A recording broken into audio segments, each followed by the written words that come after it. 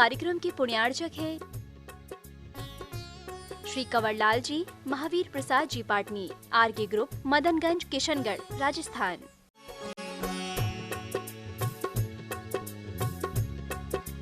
जय। परम पूजनीय निर्यापक श्रमण पूज्य श्री सुधा सागर जी महाराज की जय। चुल्लक श्री धैर्य सागर जी महाराज की जय। पूज्य श्री के चरणों में समस्त जिज्ञासा करताओं की ओर से कोटि कोटि नमोस्तु। पूज्य श्री संजय पाटनी इंदौर से गुरुदेव के चरणों में कोटि सा नमोस्तु। गुरुदेव, दर्शन मोहिनी एवं चारित्र मोहिनी कर्म क्या होते हैं और किस कारण से बंधते हैं और किस प्रकार क्षय को प्राप्त हो सकते हैं?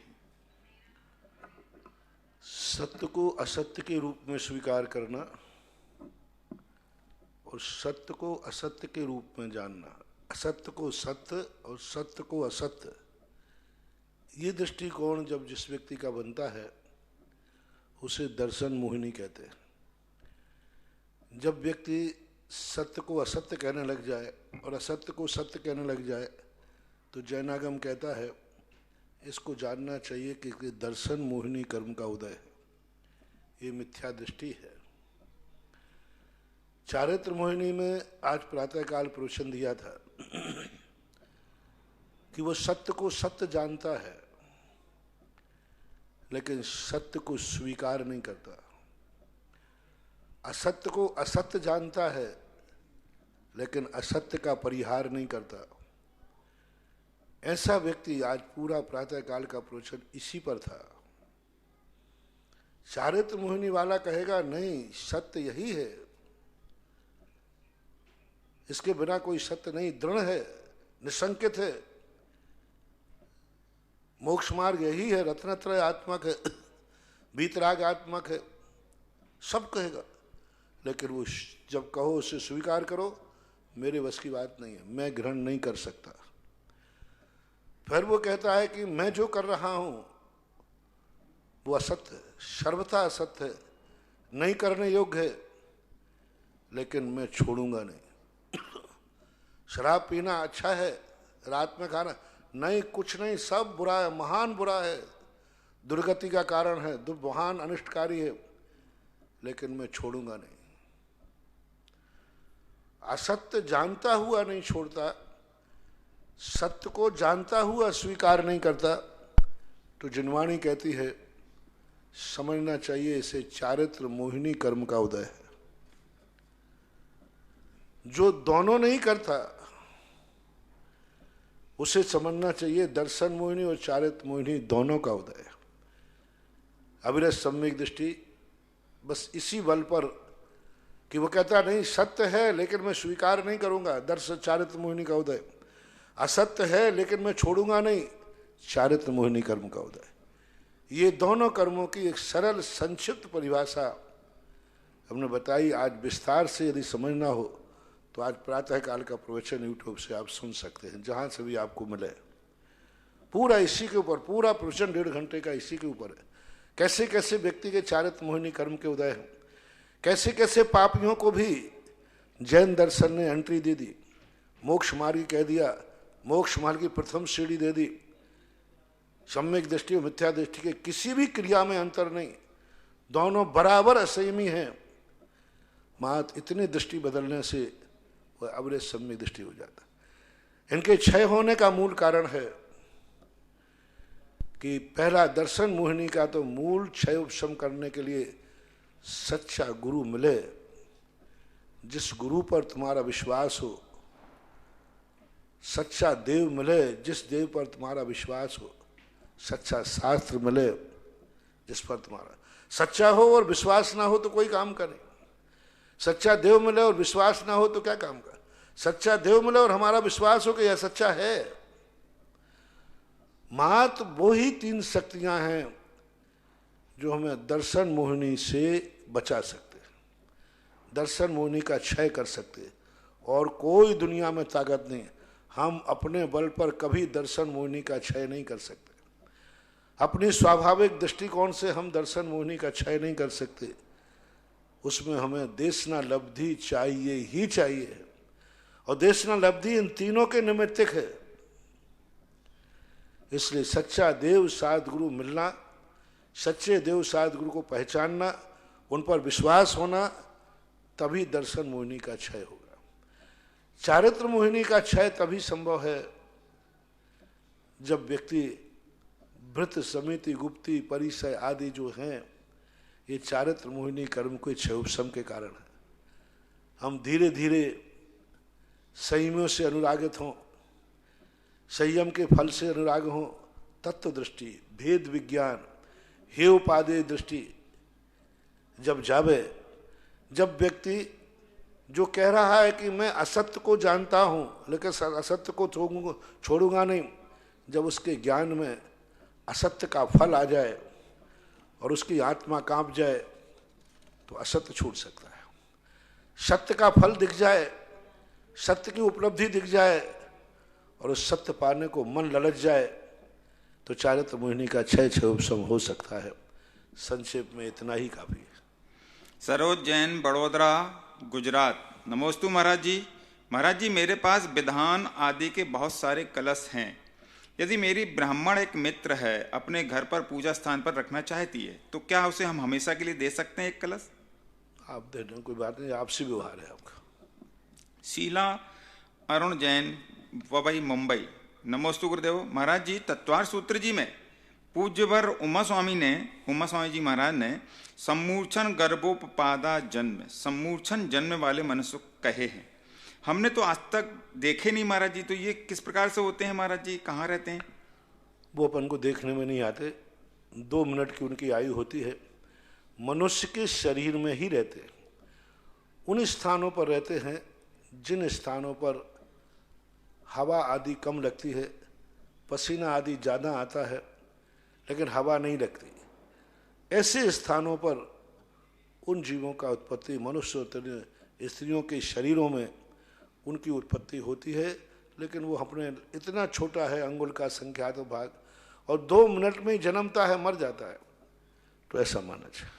इनका दूसरा प्रश्न है कि 11 अंग 14 पूर्व के नाम के बारे में सुनते हैं आप लोगों के मुख से, लेकिन शांति धारा गणधर वलय के मंत्रों में 10 पुब्बीणम 14 पुब्बीणम ये शब्द आते हैं, इसका मतलब क्या है महाराज जी? 10 पुब्बीणम 14 पुब्बीणम कहाँ है? शांति धारा में आता होगा या गणधर वलय में? शांति धारा में तो आता नहीं है, गणधर वलय में आता है। गणधर वलय में होता है, गणधर वलय में तो पूरा है, गणधर परमेष्टि। 10 पुब्बीणम नमो। अरे 10 पुब्बीणम उसमें आता है, ये रिद्धियों में है, 64 रिद्धियाँ जो होती ना, उसमें 10 पुब्बीणम और 14 पुब्बीणम, तो ये रिद्धियाँ कहलाती हैं।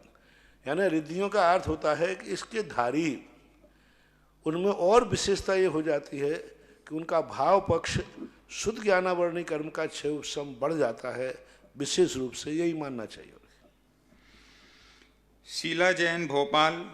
गुरुदेव के चरणों में कोटि कोटि नमन। गुरुदेव, मेरी जिज्ञासा है, पहले मिथ्यात्व को मानती थी मैं, लेकिन जब मुझ पर घोर कष्ट आया तो मेरी अंतरात्मा ने सच्चे देव को पुकारा, तो ऐसे हो गया कि मिथ्यात्व को मानना ही छोड़ दिया। अब मैं सच्चे देव सद्गुरु की श्रद्धा रखती हूँ। तो महाराज जी, एकदम से ऐसे कैसे हो गया ये? व्यक्ति को कई बार क्या है, वैसे व्यक्ति नहीं ठोकता, ठोकर खा के छेद जाता है। जब व्यक्ति के जीवन में ठोकर आती है और ठोकर से बचाने वाला मिल जाता है तो अच्छे अच्छे नास्तिक आस्तिक बन जाते हैं, और ठोकर लगने पर अच्छे अच्छे आस्तिक नास्तिक बन जाते हैं। हमने ऐसे कई नास्तिक भी देते जिन्होंने बड़ी श्रद्धा से धर्म किया, उनका कार्य नहीं हुआ, उन्होंने धर्म ही छोड़ दिया, बोले सब बेकार है, मुझे कुछ नहीं करना, खूब करके देख लिया, जितना करता हूँ उतना परेशान हूँ। लो, उनकी ठोकरों ने आस्तिक से नास्तिक बना दिया। ऐसे नास्तिक देखे जिनका किसी माध्यम से कोई काम हो गया तो उनकी श्रद्धा बढ़ गई, पर ये श्रद्धा स्थायी नहीं रहती। आज तुम्हारा संकट दूर हो गया इसलिए आस्था बढ़ गई, किसी दिन काम नहीं होगा तो आस्था घट जाएगी। अभी वस्तु स्वरूप की उपलब्धि नहीं हुई, अब आपको ऐसे वस्तु स्वरूप की उपलब्धि हो जाए कि चाहे संकट हटे या ना हटे, चाहे कुछ मिले या नहीं मिले, सच्चा धर्म यही है, यही देव है, ऐसी श्रद्धा हो जाए तो टिक सकता है। अन्यथा परिस्थिति जन्य धर्म, परिस्थिति आने पर समाप्त भी हो जाता है। कविता उज्ज्वल जैन, प्रतापगढ़ राजस्थान। नमोस्तु महाराज श्री। महाराज श्री, संन्यास मरण के 3 भेद भक्त प्रत्याख्यान, इंगनी मरण, प्रायोपगमन ये आए हैं, इनके बारे में समझाने की कृपा करें। सबसे बड़ा होता है भक्त प्रायोग गमन मरण। प्रायोग गमन मरण का अर्थ होता है व्यक्ति एक संकल्प कर लेता है, उसके बाद ना तो वो स्वयं हिलता है ना डुलता है, पलक भी नहीं झपकाता, गिर जाए तो उठता भी नहीं, स्वयं की भैयावृत्ति नहीं करता, स्वयं से दूसरों की सेवा भी नहीं करवाता, स्वयं भी नहीं करता। एक स्थित होता है ठोर पर, कोई गिरता जाए पड़ता जाए, कोई पड़ जाएंगे तो उठेंगे नहीं, कुछ भी नहीं, वो तो स्थिर हो जाते। आदिनाथ भगवान की जीव ने पूर्व भाव में प्रायोग गमन मरण किया था, प्रायोग गमन मरण करके समाधि ली थी। और इंगिनी मरण कहलाता है कि दूसरों से तो नहीं करेगा, लेकिन गिर जाएगा तो स्वयं उठ जाएगा, अपने स्वयं की परिस्थितियों का, स्वयं की विपरीत परिस्थितियों का प्रतिकार कर लेता है। वहाँ ठंड लग रही थी, उठ करके दूसरे स्थान बढ़ जाएगा, गर्मी लग रही थी, उठकर दूसरे, अपना खुद का प्रतिकार, लेकिन दूसरों का प्रतिकार स्वीकार नहीं करेगा, अन्न जल ग्रहण नहीं करेगा, आहार पानी ग्रहण नहीं करेगा। जो क्रिया स्वयं की जा सकती है वह कर लेगा, पर के द्वारा की हुई क्रिया को स्वीकार नहीं करेगा। ये दोनों मरण आज इस कलयुग में निषेध किए, आदेश पूर्वक नहीं, ये 2 मरण पंचम काल का जीव ना करे। भक्त प्रत्याख्यान का अर्थ होता है भक्त प्रत्याख्यान, जो उसको आहार क्रम से छोड़ा जाता है। भक्त यानी भोजन, प्रत्याख्यान त्याग, जिस भोजन को क्रम से धीरे धीरे धीरे छोड़ करके और फिर अंत में समाधि की तरफ जाता है और स्वयं भी प्रतिकार करता है, दूसरों के द्वारा भी अपनी अनुकूलता बनवाता है, स्वीकार करता है। ये तीसरा भक्त प्रत्याख्यान आज संलेखना के समय साधु और श्रावक अपने जीवन के लिए अंत में अपनाते हैं। तृप्ति जैन, मुजफ्फरनगर। नमोस्तु महाराज जी, आपने 29 नवंबर की एक जिज्ञासा समाधान में बताया था कि भरत जी बाहुबली जी के पास अवधि ज्ञान था। तो महाराज जी, मेरी जिज्ञासा है, क्या ऋषभदेव भगवान जी के अन्य पुत्रों के पास भी अवधि ज्ञान था? नहीं, दोनों पुत्रों के संबंध में ही चर्चा है, क्योंकि अन्य पुत्र सर्वार सिद्धि से आए थे ऐसा उल्लेख नहीं। सर्वार सिद्धि से जो जीव आता है वो लेके रहता है, इसलिए चर्चा दोनों पुत्रों की है, अन्य पुत्रों के संबंध में कोई आगम में चर्चा नहीं। ब्राह्मी सुंदरी के पास नहीं। महाराज जी, अवधि ज्ञान क्या चतुर्थ काल में पुरुषों के पास साथ महिलाओं को भी अवधि ज्ञान हो सकता है? आगम में महिलाओं के अवधि ज्ञान के संबंध में प्रकीर्णक 1-2 प्रसंग मिले हैं। महिलाओं के संबंध में मिलते तो नहीं हो उदाहरण। माता तीर्थंकर की माता को अवधि ज्ञान नहीं था, तभी तो 16 स्वप्न पति से पूछने के लिए गई। एक उल्लेख मिलता है सुलोचना के संबंध में, पर उसमें भी 2 मत हैं। एक आचार्य कहते हैं उसको जाति स्मरण हुआ था और जाति स्मरण से अपने पूर्व भाव जाने। दूसरा आगम ये भी कहता है कबूतर कबूतरी को देखकर उन्हें अवधि ज्ञान प्रकट हुआ और अवधि ज्ञान के माध्यम से उन्होंने अपने भव भावांतर जाने। तो ऐसा प्रकीर्णक 1-2 ग्रंथों में मिलता है, बहुतायत ज़्यादा नहीं मिला। स्त्रियों के अवधि ज्ञान के संबंध में कोई ज़्यादा उदाहरण देखने में नहीं आ रहे। अभी तक कोई आरिका को अवधि ज्ञान हुआ है ऐसा कोई प्रसंग नहीं मिल रहा है।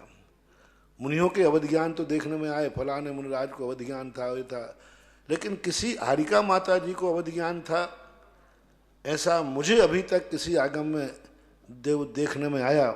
हारिका को कभी अवधि ज्ञान की स्थिति सुनी नहीं कि फलानी हारिका को अवधि ज्ञान था।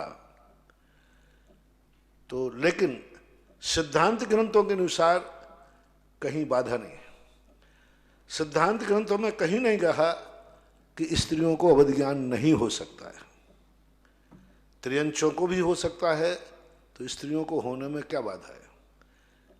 तो आगम से सिद्धांत से तो बाधा है नहीं, लेकिन उदाहरण में हम किसी का नाम नहीं दे सकते कि फलानी हारिका को अवधि ज्ञान था। ऋषभदेव जी और नंदा जी के भरत पुत्र थे, और उनके अन्य और कितने पुत्र थे महाराज? ब्राह्मी नंदा और सुनंदा दो माताएं, दो पत्नियां थी। सुनंदा के बाहुबली और सुंदरी नाम की दो कन्याएं थे, एक कन्या और बाहुबली थे। बाकी जो ज्येष्ठ रानी थी, सबसे बड़ी ज्येष्ठा जो नंदा थी, उनके भरत आदि 100 पुत्र थे, एक पुत्री थे। मनीष जैन बांसवाड़ा से गुरुदेव नमोस्तु गिरनार जी पहाड़ के लिए, मतलब 99 मानना, 100 तो टोटल 100 पुत्र थे। एक बाहुबली कम कर देंगे तो 99 हो गए, एक ब्राह्मण सुंदरी कम कर देंगे तो वहाँ उनके हो जाएगा। मनीष जैन बांसवाड़ा से पूछते हैं, गुरुदेव गिरनार जी पहाड़ के लिए अब रोप वे शुरू हो रहा है, तो हमें किस प्रकार से पहाड़ की वंदना करनी चाहिए? क्या रोप वे से जा सकते हैं ऊपर? अपनी शक्ति से काम करो, जैसी शक्ति हो वैसा काम करो। सौरभ जैन सिरसागंज, नमोस्तु महाराज जी। गुरुवर, मेरी जिज्ञासा है कि जब हम शांति धारा बोलते हैं तो जोर से बोलनी चाहिए या धीरे से? जोर से, थोड़ा उच्चारण तो होना ही चाहिए। दूसरा सुन सकते हैं? सुनना ही चाहिए, क्या बात हो गई? अच्छा बोलना चाहिए कि दूसरे को सुनने में आवे। अंजू जैन कोटा से, पूज्य गुरुदेव नमोस्तु। गुरुदेव, आपने उपादान शक्ति के साथ साथ निमित्त शक्ति के बारे में बताया। गुरुदेव, क्या सामान्य ग्रस्त भी निमित्त शक्ति लगा सकते हैं? यदि गुरुदेव किसी का अच्छा करने के लिए कोई निमित्त शक्ति लगाए किंतु सामने वाले के पास उपादान शक्ति ही नहीं हो तो क्या करें? निमित्त शक्ति सबके पास होती है। यदि उपादान शक्ति नहीं है तो निमित्त शक्ति कुछ नहीं कर पाएगी। यदि दीपक में घी है ही नहीं, दीपक फूटा हुआ है, बाती है ही नहीं, तो अब लाख माचिस की काड़ियां जलाओ, वो दीप जलेगा ही नहीं। तो निमित्त अकेला कुछ नहीं कर सकता, उपादान है। लेकिन उपादान पूर्ण है लेकिन निमित्त नहीं है, तब भी कार्य नहीं होगा। दोनों में जमना चाहिए। निर्मल जैन अशोकनगर, नमोस्तु गुरुदेव। जैन धर्म और बौद्ध धर्म दोनों ही श्रवण धर्म कहलाते, श्रवण संस्कृति, तो इन दोनों में सैद्धांतिक अंतर क्या है? बहुत अंतर है, बहुत अंतर।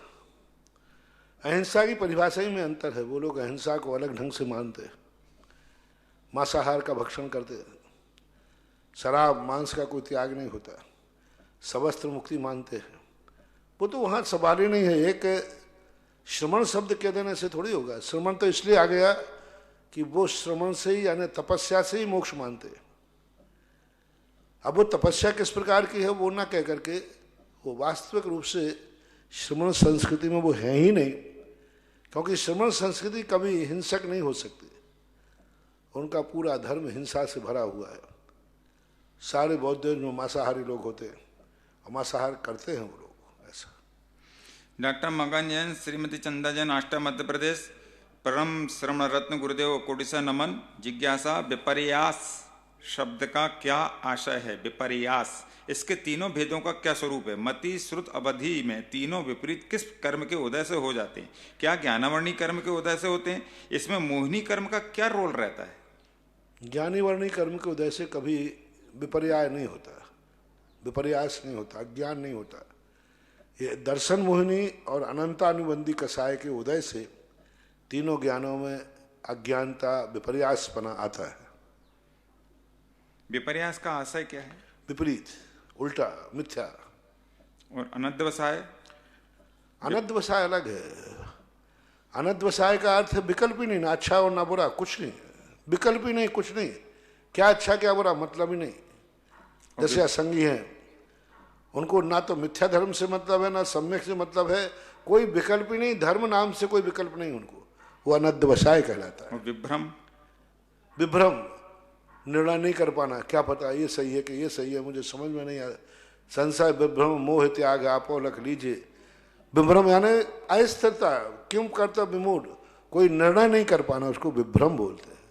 अर्चना जैन कासलीवाल अजमेर, मेरे आराध्य गुरुवर, मेरा और मेरे परिवार की ओर से त्रिवार नमोस्तु। नमोस्तु गुरुदेव। मेरी जिज्ञासा है कि जब हम पूजा करते हैं तब अगर अभिषेक शांति धारा हो, क्या हमें स्थान पर ही खड़े हो जाना चाहिए पूजा करते समय? और गुरुवर, आदिनाथ भगवान की पूजा परिक्रमा किस दिन करनी चाहिए? जैसे पार्श्वनाथ का रविवार है, कृपया मेरी जिज्ञासा का समाधान करें।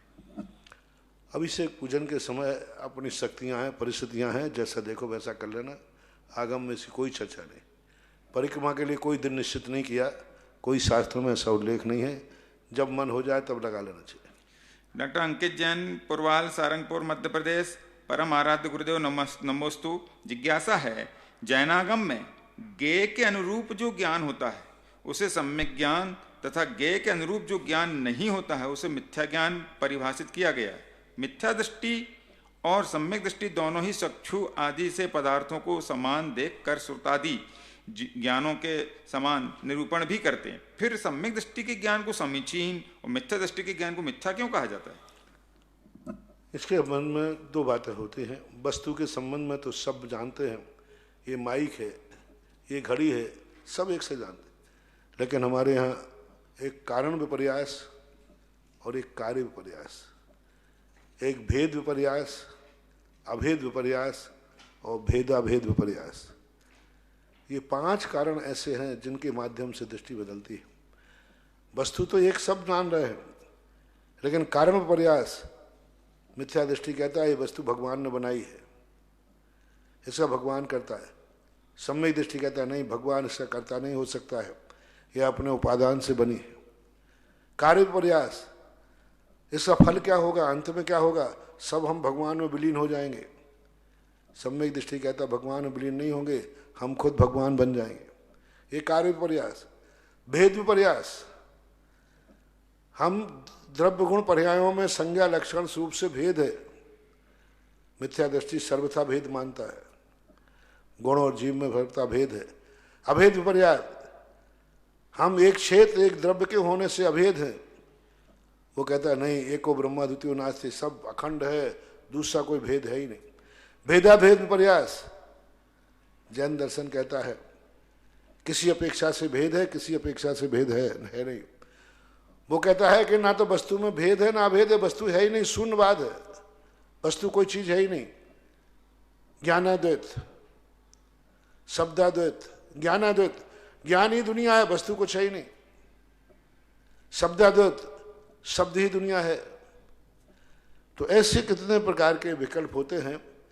तो ये 5 कारण, कारण, कार्य, भेदाभेद, भेद और अभेद, ये विपर्यास कहलाते हैं इनका माध्यम से। ब्रह्मचारी श्रीपाल, श्री आदिनाथ धाम, गुरुदेव नमोस्तु। वृत्तिग्रस्त प्रतिमाधारी को सूतक अपने माता पिता के अलावा परिवारजन कुटुंबजन का भी लगता है क्या? व्रति प्रतिमाधारी को घर में रह रहा है तो लगेगा, लेकिन वो घर में भोजन कर सकता है, रहेगा। माँ पूजन पाठ और आहार संबंधी क्रिया छूटेंगी, बाकी वो सामायिक करेगा, घर में ही भोजन करेगा। वो दूसरे के घर में तो नहीं जाएगा सूतक के समय, लेकिन स्वयं के घर में सूतक है तो घर में भोजन करेगा वो। अमित जैन, मेरठ। गुरुवर को कोटि कोटि नमन। गुरुवर, क्या दिगंबर जैन मंदिर में हम मंदिर के शिखर पर प्रतिष्ठित जिनबिंब की स्थापना कर सकते हैं? इसमें आगम के अनुसार कोई दोष तो नहीं? बहुत दोष, महान दोष। प्रतिष्ठित मूर्ति शिखरों के अंदर बैठाने की परंपरा बहुत गलत है, आगम सम्मत नहीं है। हालांकि पुरानी शिखरों में भी मूर्तियां बैठी हुई हैं, लेकिन आगम सम्मत नहीं है बैठाने वाले के, क्योंकि जहां शिखर में मूर्ति बैठती है वो शिखर का जो भाग है उस मूर्ति के ऊपर आता है अंदर जाते हुए, तो बैठाने वाले का भी दोष है। मंदिर की प्रतिष्ठा अतिशय में जो दोष आएगा, समाज के लिए भी वो पतन का कारण बनता है, क्योंकि मानस्तंभ की मूर्तियां अलग ढंग से बैठती हैं, उनकी व्यवस्था अलग होती है, वो एक मंदिर रूप बनता है, व्यवस्थित है। लेकिन शिखर के अंदर मूर्तियां बैठाना ना तो किसी आगम में है, ना कृत्रिम चैत्यालयों में है, ना कहीं है।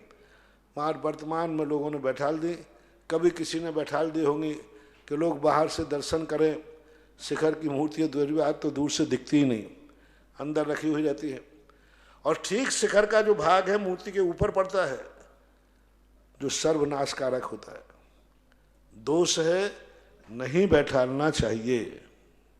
आदि कुमार जैन, बंड, नागपुर। नमोस्तु भगवान। गुरुदेव, जिज्ञासा है, क्रमबद्ध पर्याय व नियतिवाद को मानना चतुर्थ गुण स्थान में शुद्धोपयोग होता है, या ऐसा कहना, गंधोदक को गंदे नाली का पानी कहना, मुनि निंदा करना इत्यादि कृतियां कौन सी मूर्ता के अंतर्गत आती हैं? ऐसी बातें मूर्ता नहीं है, सीधा पेवर दर्शन मोहनीय मिथ्यात्व है।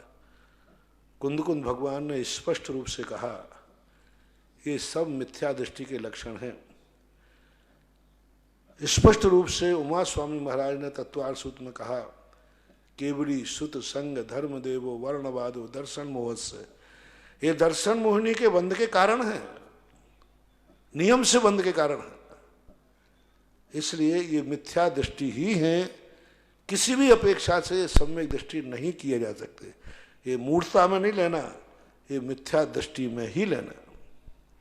महेंद्र जैन पत्रकार इंदौर, गुरुदेव नमोस्तु। गुरुदेव, इंसान खूबसूरत दिखने के लिए खूब कोशिश करता है, लेकिन ठीक वैसा ही नेक इंसान बनने के लिए क्यों नहीं करता? महाराज जी, अच्छा दिखना और अच्छा बनने के सफर में कितना पुरुषार्थ आवश्यक माना जाता है? देखो, ये संसार के नेचर है, स्वभाव है। जिनको तत्व दृष्टि प्राप्त हो जाती है वो अच्छा बनने का प्रयास करते हैं। ऐसी बात नहीं है कि कोई अच्छा बनने का पुरुषार्थ ही नहीं कर रहा है। कितने लोग दुनिया में हैं जो अच्छा बनने का पुरुषार्थ भी कर रहे हैं। 3 कम 9 करोड़ मुनराज हैं, प्रतिमाधारी हैं, वृत्ति है, कितने श्रावक हैं अच्छा बनने का प्रयास कर रहे हैं। और कितने लोग हैं जो अच्छा दिखने का प्रयास कर रहे हैं, अच्छे दिखने का प्रयास कर रहे हैं। उनका भाव होता है, वो समझते हैं कि हम जितना अच्छा दिखेंगे उतना ही लेके मुझे सुख मिलेगा, प्रशंसा मिलेगी, यश मिलेगा। ये उनकी भूल है, अज्ञानता के कारण से ऐसा होता है। अच्छा दिखने की अपेक्षा अच्छा बनने का पुरुषार्थ श्रेष्ठतम श्रेष्ठ है, और यही सच्चा मार्ग है। रानी लक्ष्मीबाई झांसी से, नाम है रानी लक्ष्मीबाई, झांसी से पूछती है, नमोस्तु महाराज जी, मेरी जिज्ञासा है, अगर कोई जीव सम्यक दृष्टि जीव है तो क्या वह कभी अभव्य जीव बन सकता है? नहीं, कदापि नहीं।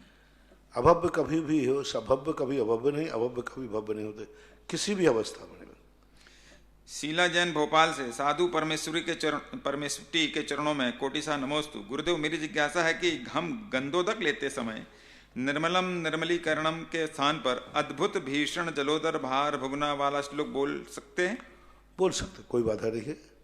ये तो भगवान के अपने भक्ति का अभिप्राय है, ये बोल के भी ले सकते, कोई बाधा नहीं। अर्ची जैन बरेली से, नमोस्तु महाराज जी। महाराज श्री, हम सभी की जिज्ञासा है, तृतीय वर्ष की परीक्षा कब होगी?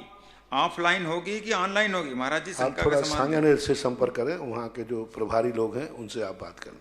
राजकुमार जैन बैंक वाले, पुरानी ईदगाह कॉलोनी, आगरा।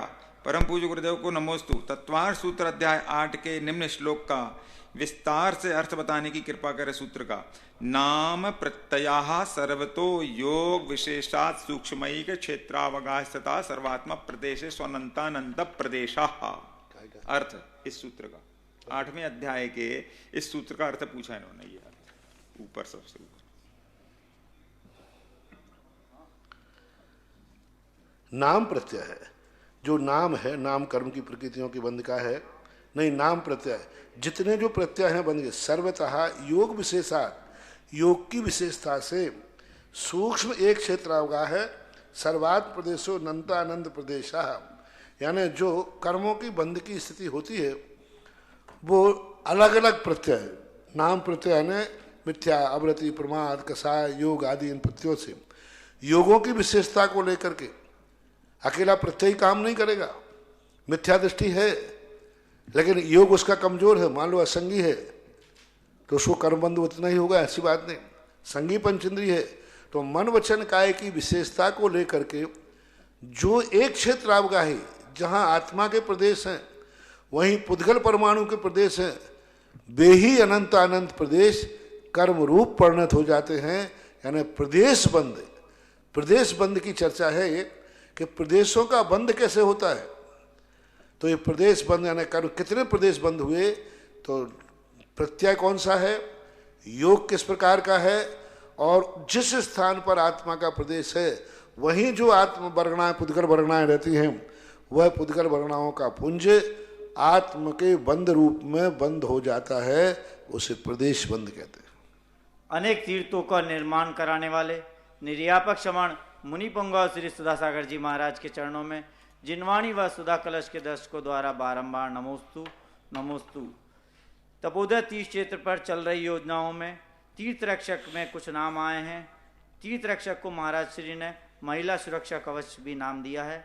1,11,000 की राशि से अनुराग, ऋतुजा, अध्यात्म, अमिति, अनिल, किरण, अनीश, अंकुश, आस्था, जैन श्री ओम कलेक्शन अध्यात्म के जन्म दिवस के अवसर पर जबलपुर से। और दूसरा नाम आया है श्रीमती प्रभा रानी जैन भजनपुरा दिल्ली से। और असीमकालीन पारसनाथ भक्तामर विधान में नाम आए हैं 51,000 रुपये की राशि से अशोक कुमार जी चमेली देवी ठोला परिवार सिंगोली शुभम अनुभा की शादी के उपलक्ष्य में। 51,000 रुपये की राशि से दूसरा नाम आया श्री मुन्ना लाल जी श्रीमती सुभाष देवी सुरेंद्र अनीता आयुष आर्यन मनीष नीलम अनंत अक्षत जैन सदर बाजार आगरा। और भगवान की विश्व के बड़े बाबा की वेदी में स्वर्ण कार्य के लिए 5100 रुपये की राशि से पंकज सीमा खुशी दक्ष जैन दिल्ली। और 5100 रुपये की राशि से श्रीमती विमला मनोहर वैभव धर्मेश मीनल राजेश जैन सूरत से। और वृक्षारोपण में भी नाम आए हैं 10,200 रुपये की राशि से 2 वृक्ष स्वर्गीय गोविंद दास पैंडी की पुण्य स्मृति में धर्मपत्नी श्रीमती लक्ष्मीबाई सपरिवार दर्राई जबलपुर से। पहली जिज्ञासा प्रियंका जैन कलकत्ता से। नमोस्तु महाराज श्री, मेरे आराध्य गुरुवर को नमोस्तु। गर्भ संस्कार करना जरूरी होता है जिससे होने वाले बच्चे पर अच्छे संस्कार और धर्म के प्रति श्रद्धा होती है। यदि हमारे गर्भ संस्कार नहीं हुए तो हम अपने बच्चों के साथ ऐसा क्या करें जिससे बच्चे सत्य पथ और धर्म के मार्ग में डिगे नहीं। आपके साथ नहीं हुआ तो बच्चों के साथ संस्कार कीजिए। यदि आप नहीं कर संस्कार कर पाए तो शेष जो संस्कार हैं उनको शुरू कर दीजिए। जन्म के बाद के भी संस्कार हैं, बड़े होने के बाद के भी संस्कार हैं, सज जाता है सदग्रस्त जाता है आदि बहुत सारे हैं, तो ऐसा कर सकते हैं। रोहित जैन कोटा। नमोस्तु महाराज श्री, आत्मबल कमजोर होने से व्यवसाय व अन्य कोई भी संबंधित कार्य में सफलता नहीं मिल पा रही है। हे गुरुदेव, कृपया समाधान बताते हुए आगम मार्ग के अनुसार जिनवाणी के वचनों द्वारा संबोधित करते हुए आत्मबल को किस तरह मजबूत एवं स्थिर करें। ये सब आपके उपादान की कमजोरी है। अतीत में जो आपने कर्म किया है वो कर्म आपके बीच में बाधक बन रहा है। कभी कभी क्या होता है, जेल में बंद व्यक्ति पूछता है महाराज जी मैं बहुत प्रयास कर रहा हूँ कि जेल से बाहर निकल आऊँ लेकिन निकल नहीं पा रहे, आगम के अनुसार जेल से निकलने का रास्ता बताओ। ये प्रश्न का समाधान मान लो किसी ने किया, जेल में बंद है, बोले महाराज आगम के अनुसार बताओ। हमने तो पूरा आगम ढूंढ लिया, जेल से निकलने का कोई रास्ता नहीं मिला। और यदि मिल जाएगा, मान लो मिल जाए, तो बोलो फिर सरकार क्या करेगी। मतलब जेलियों को जेल से निकलने का रास्ता बताऊं मैं, कैसे संभव है। सरकार कहेगी तुम्हारा जैन धर्म कैसा है, जेलियों को फरार कराता है। जैन दर्शन कहता है जेल हो चुका है, सजा पूरी काटो। जेल जाने से तो रोक सकता है, जेल नहीं जाने के रास्ते तो हैं, लेकिन जेल हो चुका है फिर तो सजा काटनी ही पड़ेगी। कर्म जब तुम्हारा आ चुका है, हर चीज में तुम विफल हो रहे हो, यानी तुम्हारे तीव्र कर्म का उदय है। अब समता पूर्वक इन कर्मों को भोगो। जेल में भागने की चेष्टा मत करो, जेल में फरार होने की चेष्टा मत करो, सजा बढ़ सकती है। यदि तुम फंस गए कि तुमने फरार होने का प्रयास किया है तो कार्रवाई सख्त हो जाएगी, जेल की सजा बढ़ा दी जाएगी, हंटरों की सजा बढ़ा दी जाएगी, चौकसी बढ़ा दी जाएगी, कष्ट बढ़ जाएंगे। इसलिए जेल होने के बाद फिर फरार होने की चेष्टा मत करो।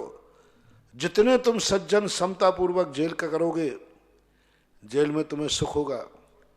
जेलर तुम पे दया करेगा, जेलर कहेगा कोई बात नहीं, ये बिल्कुल शांत सीधा आदमी है, किवाड़ भी खुले छोड़ दो तो ये कभी भागेगा नहीं। हो सकता है तुम एक आदर्श जेली के नाम से 20 साल बाद छूटना थे, 10 साल में ही 15 अगस्त पे छूट गए।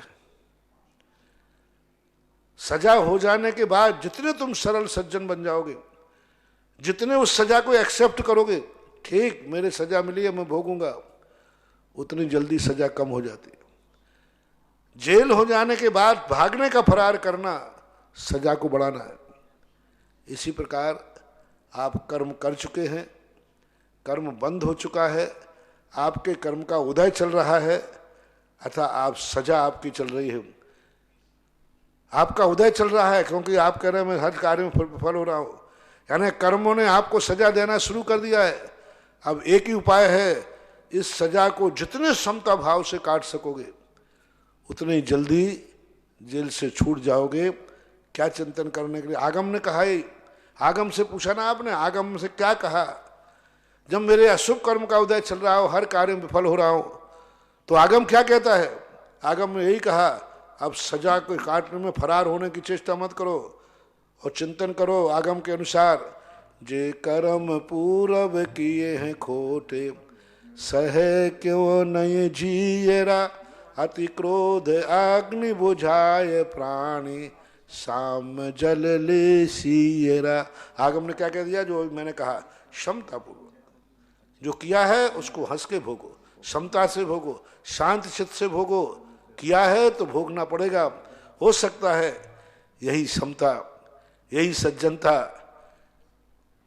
ऐसा रूप ला ले कि जो कर्म जन्म जन्मांतर तक जाने थे वो को इसी जन्म में समाप्त हो जाए, जो पूरे जीवन भर जाने थे हो सकता है कुछ साल में ही खत्म हो जाए।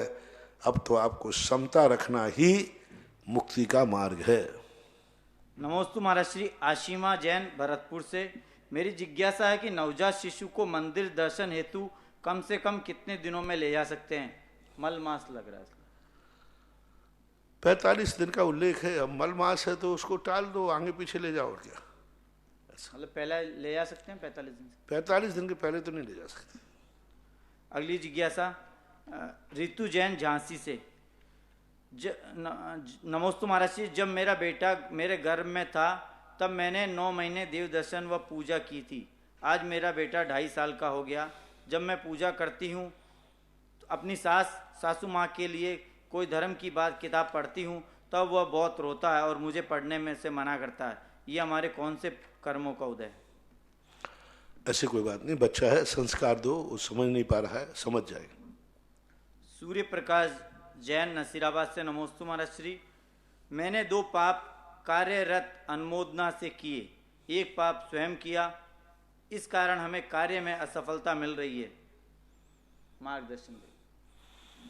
अब मैं क्या करूं? तुमने खुद ही कह रहा है कि काम किया है तो असफलता मिल रही है, उसी कारण से।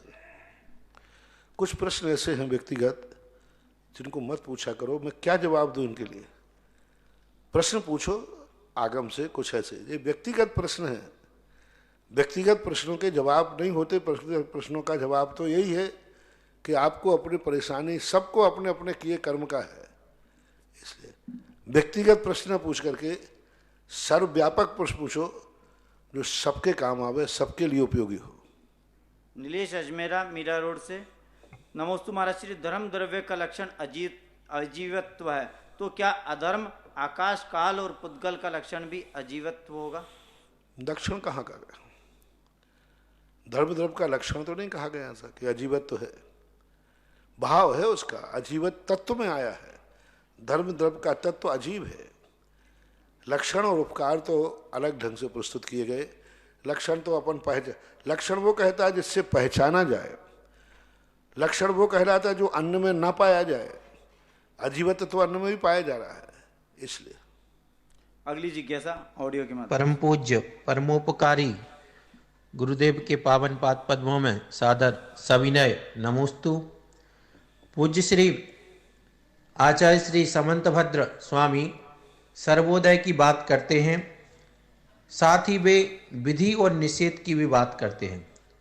जिज्ञासा यह है कि सर्वोदय की अवधारणा में विधि कथन तो समझ में आता है, पर निषेध कथन सर्वोदय में कैसे गर्भित होता है? वैसे भी आज सकारात्मक सोच की बात की जाती है। लोग शास्त्रों के सार के रूप में भी यही कथन किया करते हैं प्रायः कि सकारात्मक सोच होना चाहिए। इन सब दृष्टियों से आचार्य समंतभद्र स्वामी की जो निषेध कथन की बात आती है वह सर्वोदय में कैसे गर्भित होती है? कृपया जिज्ञासा का समाधान करने की सर्वोदय की परिभाषा ही हम नहीं समझ पा रहे। सर्वोदय का अर्थ है नहीं कि सभी दिशाओं से सूर्य का उदय हो, सभी धर्म मान्य हो, सभी विचार मान्य हो। सर्वोदय का अर्थ है कि सभी लोग पूर्व से सूर्य उदय होता है इसको माने, इसका नाम सर्वोदय है। यानी सत्य की तरफ सबको झुकाने का नाम सर्वोदय है।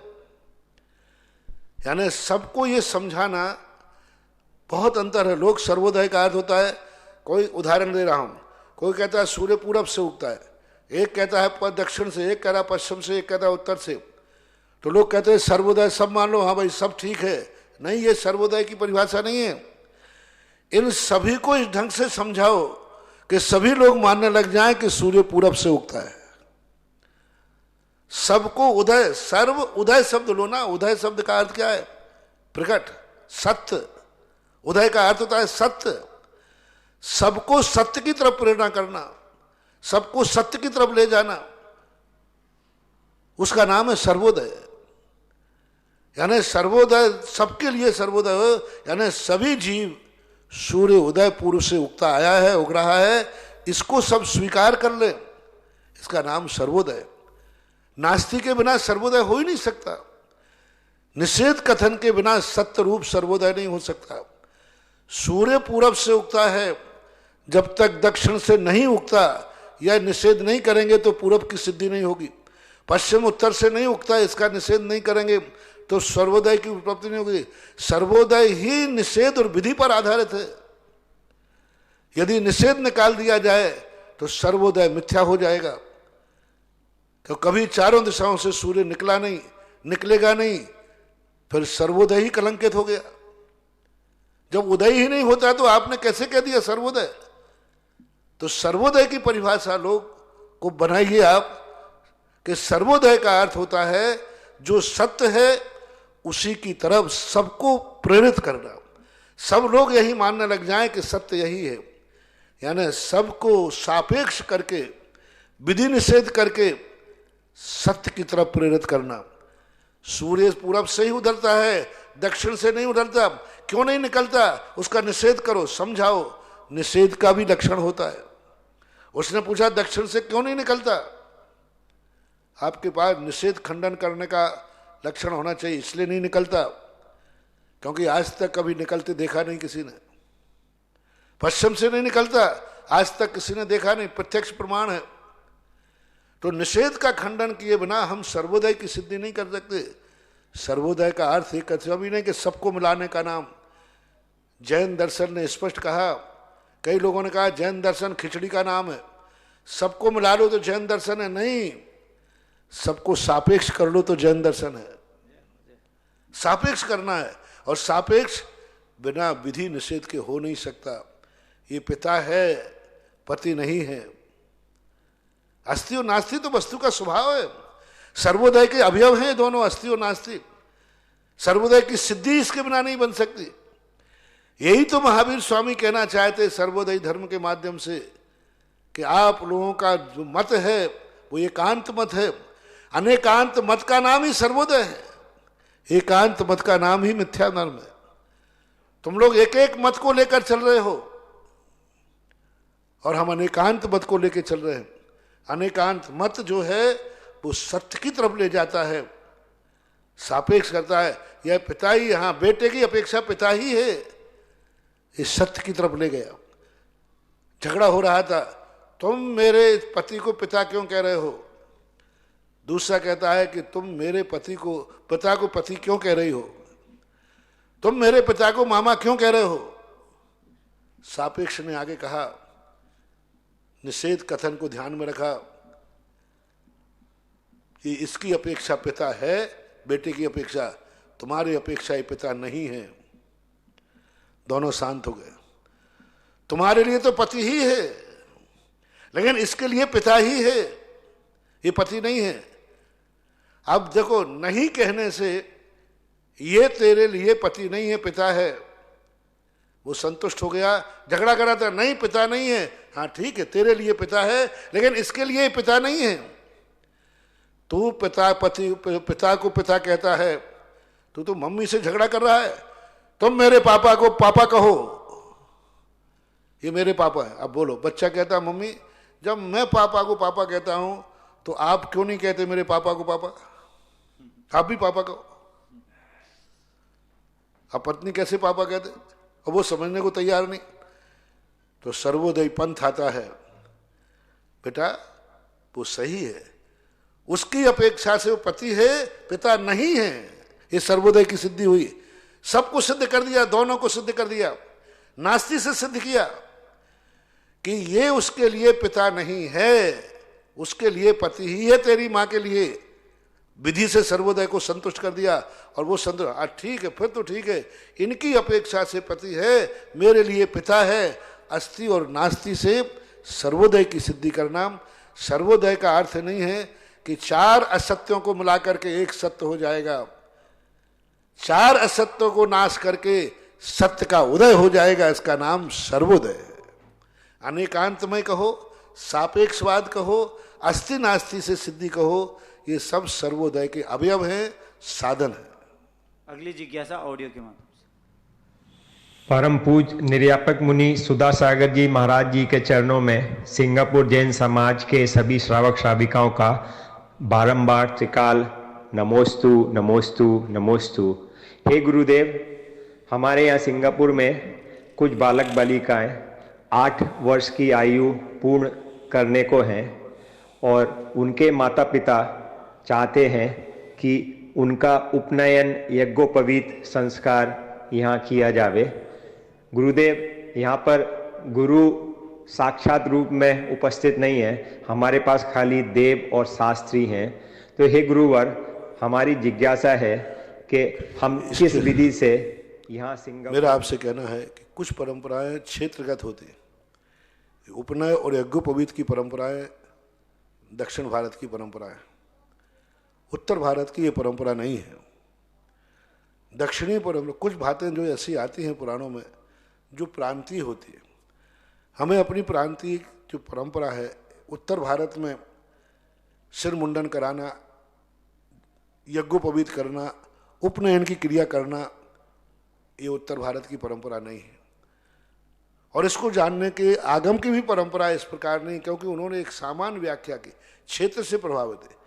यहाँ की 8 वर्ष अंतर्मुहूर्त की यही परंपरा होना चाहिए कि घर से अष्टद्रव्य की द्रव्य थाल लेकर के, धोती दुपट्टा पहना करके, गाजे बाजे के साथ मंदिर में प्रवेश करो, वहाँ भगवान की पंच परमेष्टि विधान करो, भगवान का अभिषेक शांति धारा करो, भक्तांबर आदि विधान जो तुम्हें करना हो वो करो, और फिर उसको जाकर के 8 वर्ष के उसके नियम दिलाओ, उसको संस्कारित कराओ, सच्चे देव साध गुरु का परिचय कराओ, सच्चे देव साध गुरु का स्वरूप दिलाओ, अभिषेक पूजन का अथवा देव दर्शन का नियम दिलाओ, रात्रि भोजन का त्याग कराओ, अभक्ष का त्याग कराओ, और कुलाचार और धर्माचार की बातों का उसे किसी के द्वारा प्रवचन दिलाओ।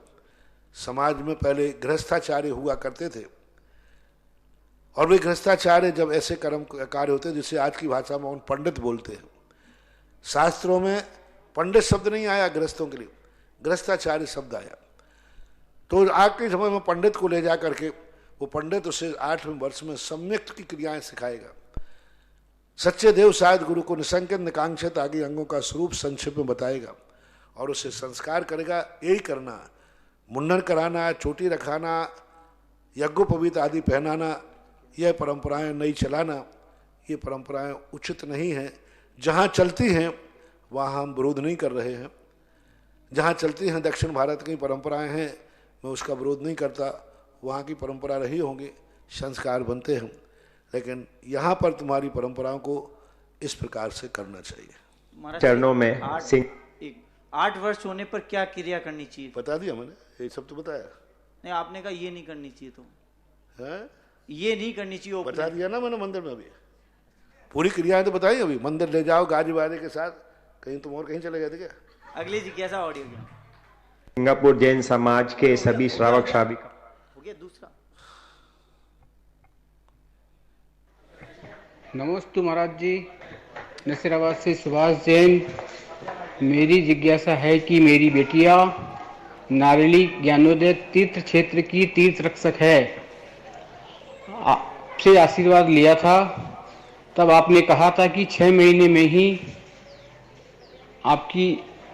तुम्हारी इच्छा पूरी हो जाएगी। मेरी ये जिज्ञासा ये है कि ये वक्त इससे पहले ही ये कार्य होने जा रहा है। नमोस्तु महाराज जी, नमोस्तु महाराज जी। पहली बात, मैं आपकी इस बात से खुश होने वाला नहीं हूं। मैं कभी ऐसी बात बोल ही नहीं सकता। आपके पास कैसेट सुरक्षित हो, हमारा तो हर प्रवचन यूट्यूब पे है। आपकी शीघ्र इच्छा पूरी हो जाएगी, ये आश्वासन मैं कभी नहीं देता। मैं ये कहता हूं, तीर्थरक्षक बनने से तुम्हारी रक्षा होगी। क्या रक्षा होगी? क्योंकि सब व्यक्ति बेटी के संबंध में निश्चिंत रहते, पराए घर में जा रही है, पता नहीं क्या होगा, कैसी सासू मिलेगी, क्या यातना जी पाएगी कि नहीं। तो रक्षा की बात कही थी, इच्छा पूर्ति की बात मैं ऐसे नहीं बोलता हूं भाई। मेरी भाषा शैली का थोड़ा रखो, नहीं तो किसी की शादी नहीं हुई तो बोला महाराज जी वो 1 लाख रुपया वापस दिलाओ। हाँ, आज तो तुम्हारी हो गई, किसी की नहीं हुई तो बोलो महाराज जी वापस दिलाओ, फिर मामला गड़बड़ हो जाएगा। इसलिए थोड़ा समझा करो। साधु हम बहुत संभल कर बोलते हैं कोई भी बात ऐसे संबंध में। हाँ बोलिए। अगली जिज्ञासा ऑडियो। पंचम काल में हर घर को स्वर्ग बनाने के सूत्र देने वाले मेरे गुरुवर के चरणों में मेरा और मेरे परिवार का बारंबार नमोस्तु नमोस्तु नमोस्तु। गुरुवर, आपने चक्रवर्ती के उदाहरण देकर के हमें बहुत सारी चीज़ें संसार में जीने के लिए सिखाई। गुरुवर, मेरी कुछ सहेलियों की जिज्ञासा है कि क्या चक्रवर्ती की थाली उसकी पटरानी पूजा के लिए लगाती थी तो वो अभिषेक का जल और अभिषेक के लिए भी झारी भर के वो ही रखती थी, या फिर चक्रवर्ती अभिषेक ही नहीं करता था? कृपया जिज्ञासा का समाधान करें। नमो। अभिषेक के अलग से तो उल्लेख नहीं मिला। अभिषेक का जल भरने का उल्लेख अलग से तो पृथक नहीं मिला, लेकिन ये मिला है कि चक्रवर्ती जब मंदिर में जाता था उसके पहले उनकी रानियां जाकर के पूजन थाली आदि लगाती थी। यह स्थिति बात है। अब उसमें अभिषेक का जल अलग से नहीं मिला कि अलग से अभिषेक का जल भी भरती थी, वो तो पारिशेष न्याय से लगा लिया जाता है। लेकिन सवाल है कि शुद्ध वस्त्र होना चाहिए, पूरा स्नान होना चाहिए। ऐसा नहीं कि आप लोग स्नान किए बिना आपके लिए स्थिति बिगड़ जाए। जैसे चौके में आप लोग आहार देते हैं तो चौके का जो जल होता है वो जल इतना पवित्र होता है कि अभिषेक के उपयोग में आ सकता है। तो भरने में कोई आगम में निषेध नहीं है कि वो नहीं कर सकते, लेकिन सबसे बड़ा शुद्धि रखना जरूरी है। शुद्धि की व्यवस्था, पूजन के द्रव्य थाली का तो उल्लेख है, अलग से इसका वर्णन नहीं है, इसी के साथ में लगाया जा सकता है। अगली जिज्ञासा रक्षिता बगड़ा। नमोस्तु महाराज जी। महाराज जी, आपने बताया था कि हम बादर हैं और हमारे शरीर पर भी बादर जीव विद्यमान हैं, तो बादर का एक चक्रवर्ती कभी बिना अभिषेक के पूजन करते ही नहीं है। नियम से अभिषेक पूर्वक ही पूजन करता है। कभी भी आज तक चक्रवर्ती ने पूजन अभिषेक पूर्वक के बिना नहीं की। पहले अभिषेक, बाद में पूजन। अब पूजन का आद्य अंग है अभिषेक, लेकिन इसका अर्थ है नहीं कि जब जब तो पूजन करने जाओ तब अभिषेक करो। नहीं, समय से पहुंचता है अभिषेक के लिए। और यह नियम मात्र पुरुषों पर लागू होगा, महिलाओं पर नहीं। कुंद कुंद की मूल परंपरा में कुछ कार्य ऐसे हैं जो महिलाएं कर सकती हैं, लेकिन कुछ कार्य ऐसे हैं जो महिला पीछे हट जाती है, पुरुष आगे होकर करता है। जैसे जन्म के बालक को भी जब सची उठा के ले जाती है तो आगे हो जाती है। जब बालक को लाना था सौधर्म पीछे हो जाता है। उसी बालक का जब मेरू पर अभिषेक होना था सची पीछे हो जाती है, सौधर्म आगे हो जाता है। देखो दोनों कितनी सभ्यता है, कितना संस्कार है। जब प्रसूत का गृह में जाना था तो सौधर्म पीछे हो गया, पत्नी को आगे कर दिया। और जब मेरू पर जाकर भगवान के अभिषेक की बारी आई, सौधर्म इंद्र आगे हो गया, इंद्राणी पीछे हो गई। इंद्राणी कह सकती थी कि मैं जब भगवान को लेने में गई थी तो अभिषेक भी पहला क्लास मैं करूंगी। नहीं, अच्छी नारियां, अच्छे लोग विवेक जानते हैं। अच्छे लोग विवेक जानते हैं, कहाँ मेरी मर्यादा है, मेरी सीमा कहाँ है। अभिषेक के जैसे भाई सत्यनारायण गाड़ी अपने आप पीछे हो गई, सौधर्म ने अभिषेक किया। तो ये चीजें विवेक के ऊपर आश्रित होती हैं। चक्रवर्ती अभिषेक करता था, अब उनकी व्यवस्था क्या रही होगी स्पष्ट रूप से उल्लेख ना होने से यदि जल भर भी दिया तो जल ही तो भरा, अभिषेक नहीं किया। नहीं तो कल के महाराज जल भर सकती तो अभिषेक क्यों नहीं? जल भरना अलग चीज है। एक कोई भी महिला लोगों ने कहा महाराज जी इस प्रकार का जल भर दे तो अभिषेक क्या? अरे भाई किसी के नहाने का जल भरना अलग चीज है और उसको नहाना अलग चीज है, ऐसा माना। अगली जी। महाराज जी, आज आपने बताया था कि हम बादर हैं और हमारे शरीर पर भी बादर जीव विद्यमान हैं। तो महाराज जी, बादर का अर्थ तो होता है कि जो बाधित होता है और बाधा पहुंचाता है, तो हमें तो ऐसा नजर नहीं आता कि हमको वो बाधा पहुंचा रहे हैं। बाधा तो पहुंचा ही रहे उनको, बाधा क्योंकि उनको हम बाहर नहीं निकलने दे रहे, वो अपने शरीर के अंदर विद्यमान है। हमारा शरीर उनको बाहर निकलने के लिए बाधक बनता है। हवा अपने हाथ से चली, अपन से टकराई, वो सीधी बहना चाहती थी, अपनी पीठ ने नहीं बेधी, साइड से बह गई, बाधर हो गया कि नहीं? अभी मान लीजिए कोई भी हवा चल रही है, अपन बैठे हैं तो यहाँ हवा नहीं आएगी, पीठ पर लगेगी, आगे नहीं लगेगी, क्योंकि हवा टकरा करके बाधित हो गई, वायु के जब बाधित हो गए।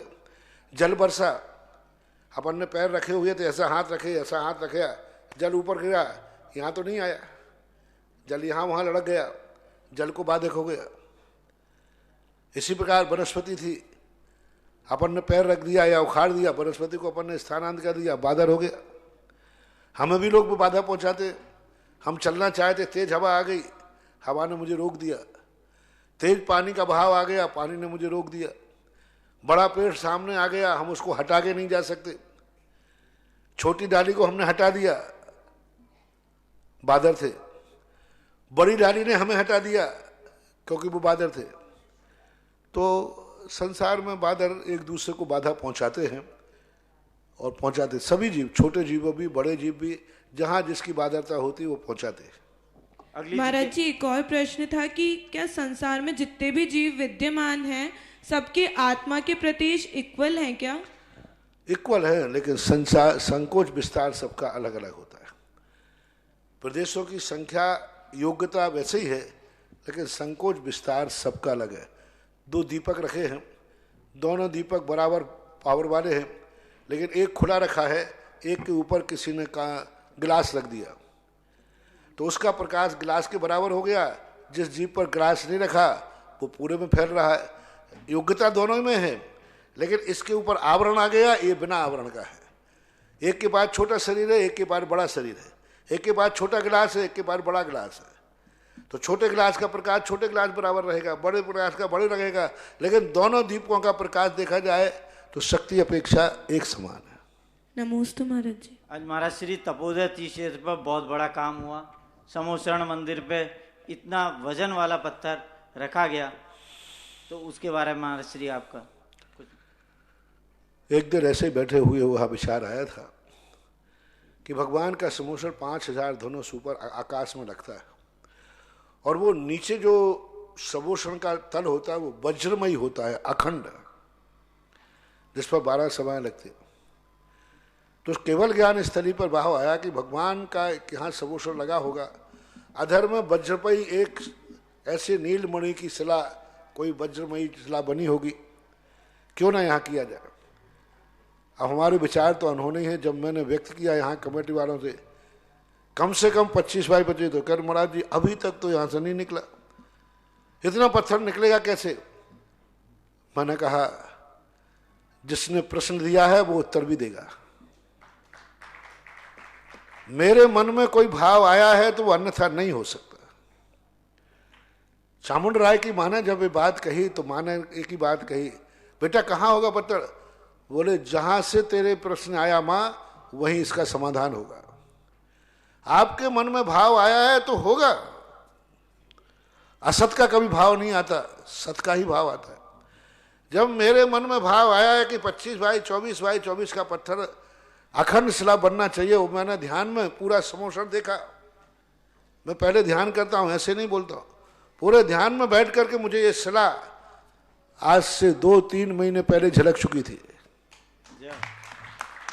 और मुझे झलका कि एक पूरी शिला है, बीच में पारसनाथ भगवान का कमल है, उस पर चतुर्मुख भगवान है, उसके ऊपर अशोक वृक्ष है। लेकिन सबने कहा, मैंने कि आएगा, जब मन में आया है। हालांकि हम अल्टरनेट भी स्टेप नहीं जरूर रखते, क्योंकि कितनी अच्छी गाड़ी हो। मैंने कहा दूसरा विकल्प बाद में बताऊंगा, पहले देखो। 1 महीने प्रयास करते करते आज पत्थर आया, इतना वजनदार पत्थर कि यहाँ कोई क्रेन नहीं मिली, स्पेशल क्रेन बुलाई गई और आज 5 दिन लग गए उस क्रेन को खान से लाने में। आज वो अपने मूल स्थान पर विराज करके वज्रमयी शिला विराजमान है। तो यह वज्रमयी शिला का समोषण का एक प्रतीक है। देखते जाओ। सुबह भी मैंने कहा था, लॉकडाउन की एक सबसे बड़ी उपलब्धि कि एकमात्र इतिहास साकार के रूप में परिवर्तित हो रहा है। तो ऐसे एक दिन ऐसा वज्रमयी शिला पर पारसनाथ का समोषण लगा होगा, ऐसा भाव है। परम उपकारी निर्यापक श्रमण मुनि पुंगव श्री सुधासागर जी महाराज की जय। इस कार्यक्रम के पुण्यार्चक थे श्री कंवरलाल जी, महावीर प्रसाद जी पाटनी, आरके ग्रुप, मदनगंज, किशनगढ़, राजस्थान।